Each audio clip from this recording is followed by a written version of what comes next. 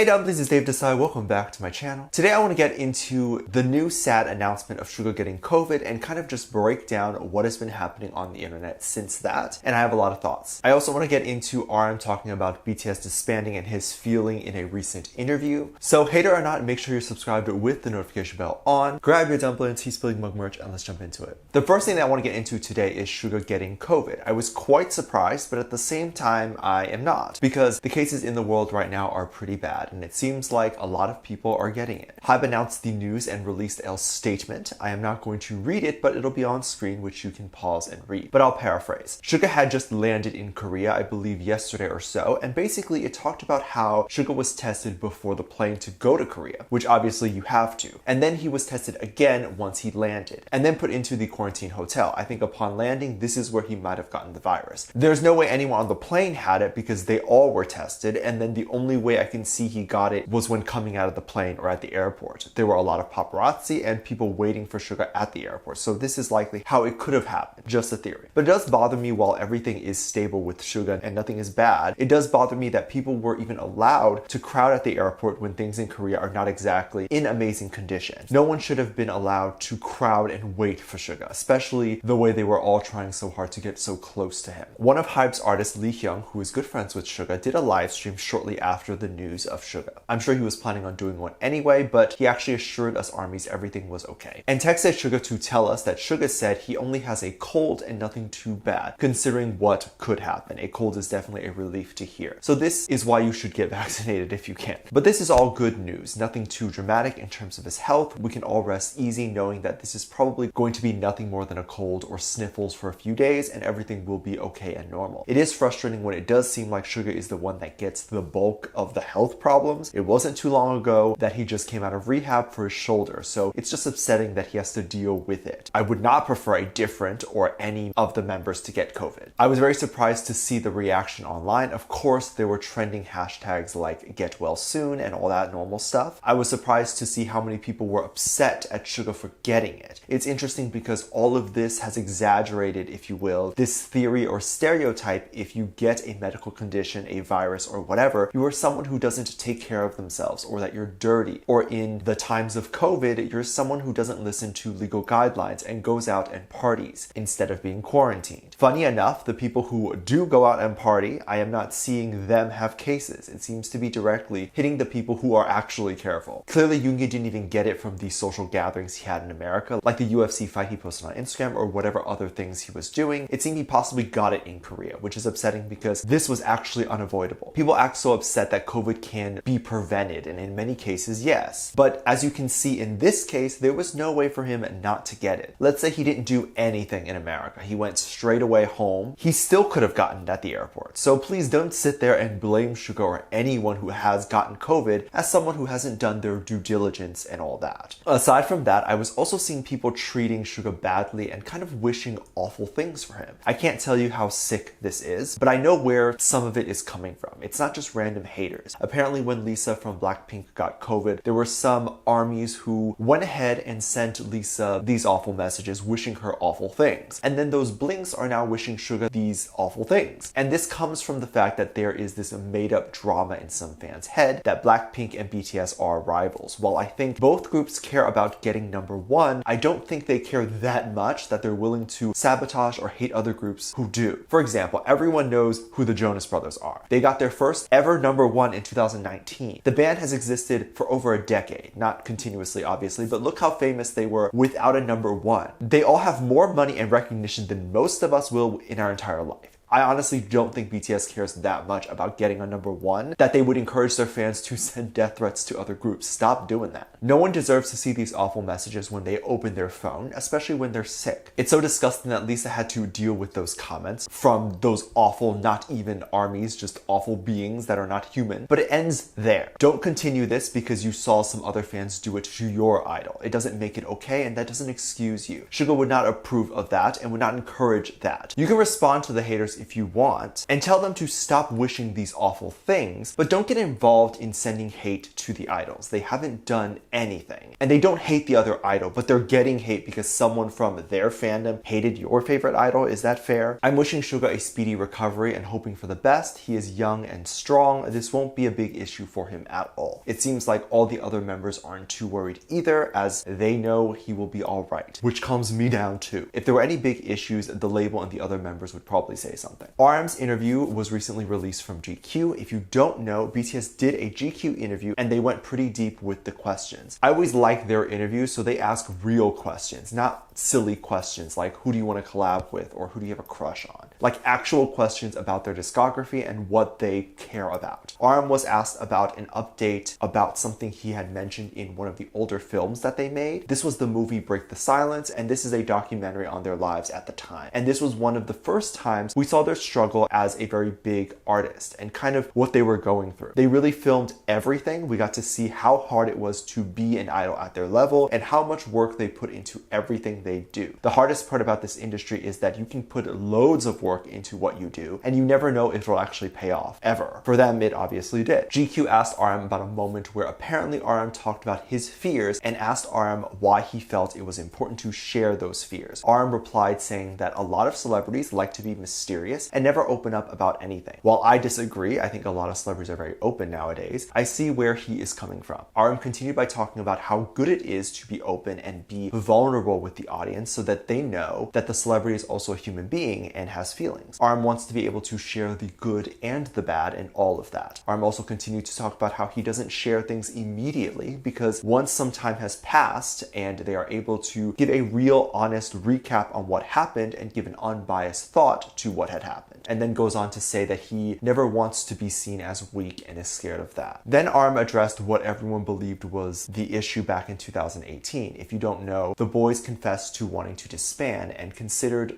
leaving. They had been doing music for several years and they had all fallen into what seemed like a severe depression and maybe even arguing with each other a lot. We don't know. They obviously never hated each other, but when you're literally on top of each other all the time, it can be difficult. I am so glad they didn't disband. They're so much bigger than they ever were. RM talked about how it was good for them to not just say everything is great, we are happy, and really talk about how they felt during that time. It shows a human side, but also lets everyone know that not everything is going to be okay. It's good to be around positive people, but not people who are overly positive in an unrealistic way. It's good to be positive, but we have to be reasonably positive. It's okay to say that not every day is going to be the best day of your life. It's okay to live a life where you're not doing what you love every single waking moment of your life. It's extremely unrealistic to have this expectation, even more so to have this expectation that a group that generates the amount of money they have and the amount of success they have, to say that they never had any problems ever. It also makes other artists who are maybe struggling or were struggling with that issue to think that they are not normal or not good enough. I have noticed that BTS does one thing which is very different, is that they do spend a lot of time away from each other as to not constantly step on each other. I am reacting to a new episode of In the Soup Season 2 today, and you can see that they often do spend time together, but they spend a lot of time by themselves, and this is a very healthy thing to do. So you can be re-inspired by yourself and know yourself better.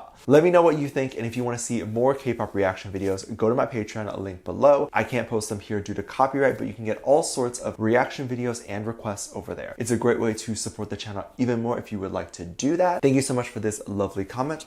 I love you so much. There will be some videos that will pop up on screen and I will see you over there. Bye.